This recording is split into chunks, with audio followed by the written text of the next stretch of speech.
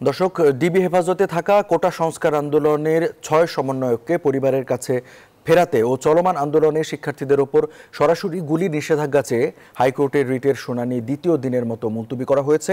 আজ ফের শুনানি হওয়ার কথা রয়েছে। বিস্তারিত জানাতে আদালত প্রাঙ্গণ থেকে আমাদের সাথে যুক্ত হয়েছেন সহকর্মী হাবিবুল ইসলাম হাবিব। এবং হাবিবের কাছ থেকে জেনে নিতে চাইব, হাবিব, শুনানি কখন শুরু হবে, কিছু জানা গেল কিনা?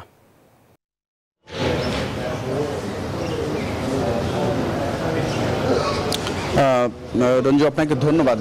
কিছুক্ষণ পরে অর্থাৎ 10:30টার পরপরই শুরু হওয়ার কথা রয়েছে শুনানি। বিচারপতি মোস্তফাজ্জামান ইসলামের দ্বৈত বেঞ্চে গত 2 দিন ধরে কিন্তু এই বিষয়টি নিয়ে দীর্ঘ শুনানি হয়েছে। গতকালকে সবশেষ 2.5 ঘন্টা ব্যাপী শুনানিতে যে বিষয়টি স্পষ্ট বিতর্কের জায়গা ছিল, সেটি হচ্ছে দুটো বিষয় সবচেয়ে গুরুত্ব দেওয়া হয়েছে। একটি হচ্ছে পুলিশ কোন সময় কোন পরিস্থিতিতে সাধারণ মানুষের উপর গুলি করতে পারে। এই বিষয়টি, এই বিতর্কে দুই পক্ষই কিন্তু পাল্টাপাল্টি বক্তব্য দিয়েছে। আরেকটি বিষয় হচ্ছে, যারা রিট করেছেন তাদেরকে বলা হচ্ছে যে তারা কোনো একটি রাজনৈতিক উদ্দেশ্য হাসিলের জন্য বা কোনো একটি দলকে তারা প্রেজেন্ট করার জন্য মূলত তারা এই রিটটি করেছেন। বসুন্ধরা টিস্যুতে ছাড়ের ছড়াছড়ি। বসুন্ধরা টিস্যু নিয়ে এলো নিশ্চিত ছাড়।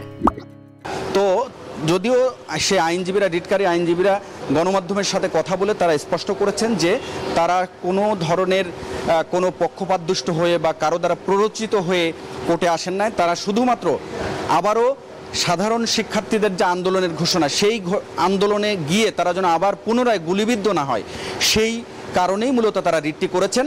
আর কোনো মায়ের কোল যেন খালি না হয়, আর কোনো সন্তানের বুকে যেন গুলিবিদ্ধ না হয়, মূলত সেই বিষয়টি তারা স্পষ্ট করেছেন আদালতে। এবং পুলিশ কখন গুলি করতে পারে এই বিষয়টি রাষ্ট্র এবং রিটকারী আইনজীবীরা উভয় পক্ষেই যুক্তিতর্ক তুলে ধরেন। তারা রিটকারীরা যে বিষয়টি বলেছেন যে এমন কোনো পরিস্থিতি যদি তৈরি হয় যে জানমালের ক্ষতি হচ্ছে কিংবা কোনো ধরনের প্রপার্টি বা স্থাপনা বিনষ্ট হচ্ছে, ঠিক তখন পুলিশ কিন্তু গুলি করতে পারে আইনগত। হাবিব, আপনাকে ধন্যবাদ। দর্শক, আদালত প্রাঙ্গণ থেকে জানাচ্ছিলেন আমাদের সহকর্মী হাবিব।